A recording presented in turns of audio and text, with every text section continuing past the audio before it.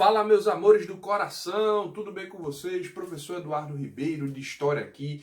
E hoje nós vamos dar continuidade ao nosso assunto que está imperdível sobre o Brasil colonial dentro do período aurífero. Sim, o momento do ouro aqui no nosso Brasil colonial. Sim, vamos dar continuidade ao assunto que a gente já tinha trabalhado. Então, meus anjos, se vocês não estão bem lembrados, dá uma retornada lá nos vídeos anteriores, assistam lá de novo e voltem para cá correndo, para a gente poder dar continuidade ao nosso conteúdo, ao nosso conhecimento, tá bom? Meus amores, retomando o que nós estávamos falando, falamos sobre as atitudes que Portugal tomou para que se mantivesse aqui o mínimo, né, de tentativa no processo da coroa administrar o ouro que se saía, para que não houvesse tanto contrabando, tanto desvio, sabendo que, né, é impossível isso. A gente viu as atitudes que ela tomou, né? Mudança da capital do Rio para cá, e a criação do órgão da intendência. Portugal também ela vai tomar uma outra atitude que vai ser proibir a circulação de ouro em pó ou em pepita, certo? Ela vai fazer isso. E como é que o ouro circula, professor? Simples, uma barrinha de ouro. Ela queria que circulasse em barras com selo real cravado, gravado nessas barras. Segundo ela, para facilitar e saber que aquele ouro ele foi contabilizado, para não ter contrabando. O professor vai funcionar? Claro que não, né? Mas ela dá uma diminuída. Pelo menos isso sim. Mas claro que se você chegasse com uma pepita de ouro para um contrabandista, é claro que ele comprava, né? Derretia e muitas vezes até forjava o símbolo.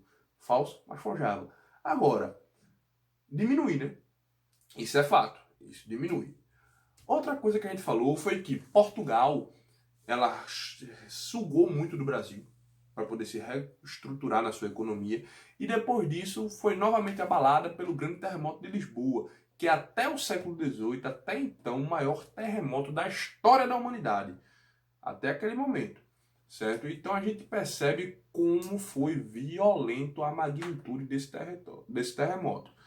E esse terremoto, além de tudo, de ter destruído Lisboa, que tinha sido reconstruída já com ouro, agora ia fazer Portugal novamente, aumentar a carga tributária, aumentar a carga de impostos, para que pudesse reconstruir tudo de novo. O que é que vai fazer? Vai aumentar a quantidade de impostos, que já não eram poucas, extraídas aqui do Brasil colonial, aqui nesse período aurífero. Vai aumentar ainda mais a carga de impostos. Isso no futuro vai gerar revoltas que são muito conhecidas, por exemplo, a Inconfidência Mineira. A Inconfidência Mineira é um movimento que surge deste processo, em conformação, certo, com a questão do aumento abusivo da carga de impostos em relação a essas regiões auríferas. Tá bom, pessoal? Mas a Inconfidência Mineira é assunto para outro momento, é assunto para depois. Voltando para cá, certo? A gente ainda tem outras características muito bacanas, muito legais em relação a este momento do ciclo do ouro aqui no nosso território, outros momentos interessantes, bacanas a respeito disso tudo, que é características, né, legais.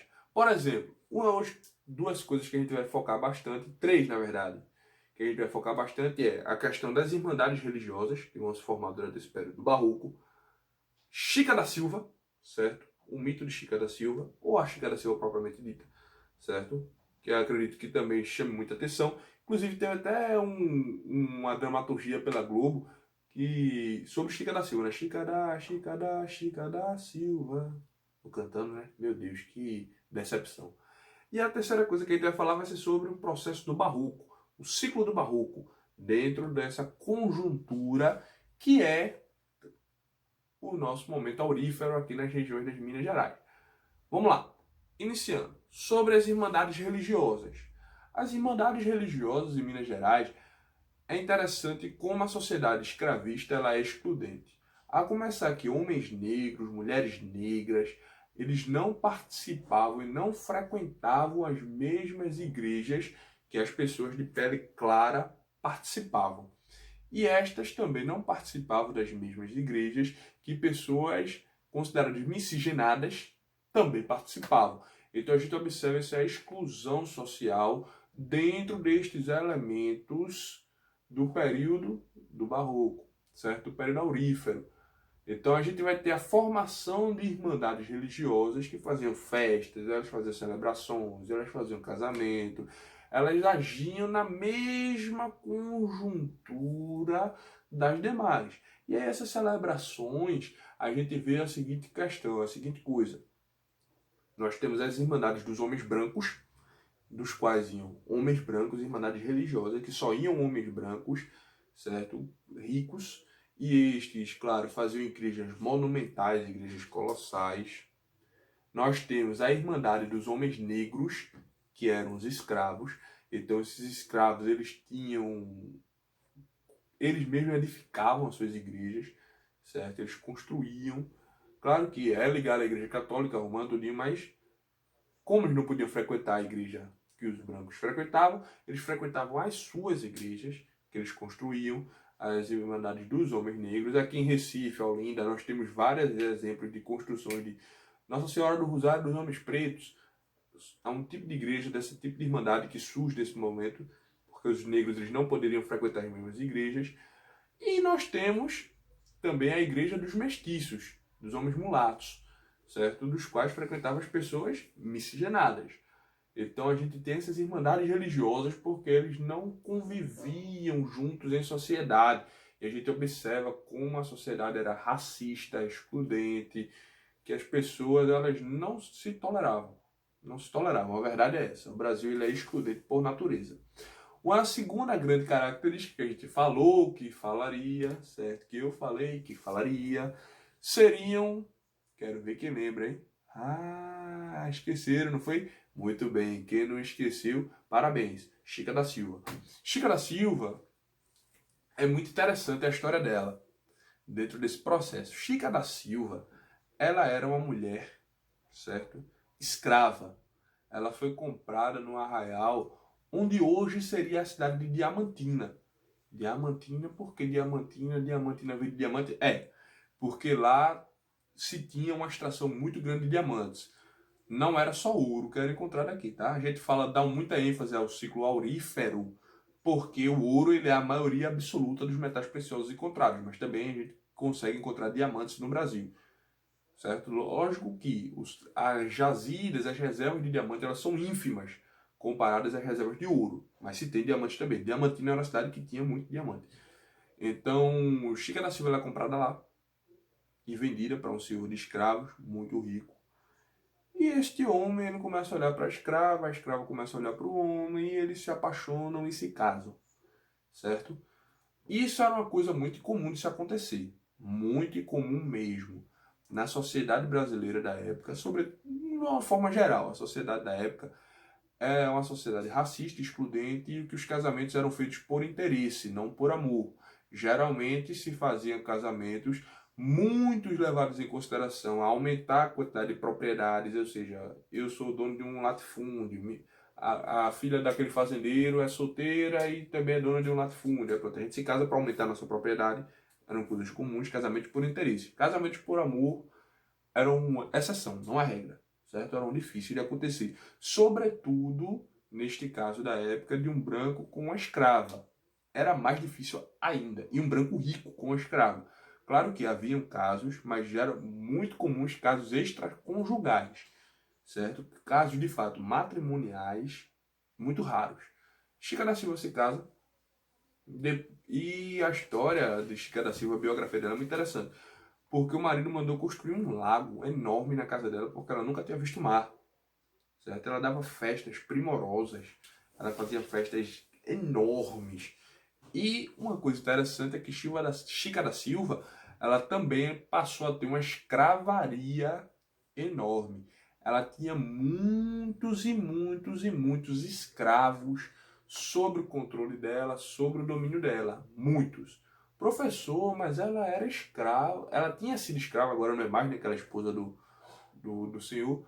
Ela tinha sido escrava, como é que ela pode ter escravos? Simples. Como eu disse a vocês, né? Cultura da época. A cultura da época era de uma sociedade escravista. Muitas vezes, até quem não tinha dinheiro, se eu já falei em outro vídeo, até quem não tinha dinheiro, juntava lá a vida toda para comprar um escravo, nem que fosse no fim da vida, um escravo velhinho de 60 e 70 anos, somente para dizer, eu sou senhor de escravos. Sociedade escravista, certo? Então, claro que ela era negra, ela tinha sido escrava, mas a sociedade escravista estava presente na mentalidade, na formação da mentalidade das pessoas. E ela não deixou de ter escravos por conta disso, certo? Inclusive era comum o fato de escravos ou ex-escravos terem outros escravos, certo? Era uma coisa da época, certo? Muitas vezes um escravo forro. O que é um escravo forro, professor? Um negro forro. O negro forro é aquele que passou pelo processo de alforria, ou seja, ele foi libertado, ele foi tornado livre. Um negro forro, ele muitas vezes juntava dinheiro para comprar um escravo, ou seja, ele tinha sido escravo, agora é forro, liberto, e comprou um escravo e tornou-se seu escravo. Comum. Acontecia. Chica da Silva, ela era uma senhora de escravos, e não pense que ela tinha um dos escravos, não. Ela tinha uma escravaria enorme, certo? Ela teve mais de 10 filhos com o marido dela, e o marido dela reconheceu como todos como filhos legítimos, todos. O que para a época não era também algo comum não, viu? Muito difícil se reconhecer filhos miscigenados como os filhos legítimos. O professor sempre, calma, acontecia, mas não era algo comum, certo? Não era algo natural, não era algo normal. É uma exceção à regra. E isso é bom a gente salientar. Tá certo, pessoal? Dúvidas até aqui? Não? Tudo certinho, tudo claro, tudo sossegado, né? Muito bem. Qualquer dúvida, comentários, deixa nos comentários que eu respondo a todos, tá certo? E outro elemento que nós dissemos que falaríamos nesta aula de agora seria a questão do movimento barroco. Sim, o movimento barroco ele é trivial, ele é importante por demais. Porque o movimento barroco na Europa ele tinha vindo com a Contra-Reforma, certo? Ou seja, Lutero fez a Reforma Protestante, a Igreja Católica ela reagiu com a Contra-Reforma ou Reforma Católica, o termo que vocês acharem mais próprio. E dentro dessa conjuntura, na Europa, criou-se o movimento do Barroco, o estilo barroco. E esse barroco, na conjuntura europeia, servia, claro, para reafirmar a fé, para mostrar construções suntuosas, enormes, extravagantes, para mostrar uma grandiosidade da igreja, instituição, e grandiosidade das coisas religiosas, das coisas celestes. O movimento barroco ele foi pensar nessa perspectiva. No Brasil, a gente tem um barroco tardio. O barroco ele chega aqui de forma tardia, ele chega depois, ele vem se adentrar aqui depois, no século XVIII, já dentro desta conjuntura, dentro deste processo do período aurífero, certo? Então, o ouro aqui ele possibilita essa construção de um barroco made in Brasil, coisa que antes não se tinha. Então, o barroco brasileiro ele tem essas características próprias, ele tem diferenças próprias em relação ao barroco europeu. Lembrando novamente, nós temos aqui uma formação de um barroco um pouco tardio, certo? Possibilitado muito por conta do ouro, da extração do ouro. E foi só em Minas, professor, que teve essa extração de ouro e, portanto, o barroco foi só lá? Não, certo? Com o dinheiro se construiu igrejas de estilo barroco no Brasil todo. Recife e Olinda tem muitas, certo? Muitas mil. Professor, mas tem igreja barroca antes do século XVIII aqui. Tem, claro que tem. Mas um estilo de barroco mais próximo ao europeu, certo? Um estilo de barroco mais próximo ao europeu. Mais próximo, não quer dizer que seja igual, tá?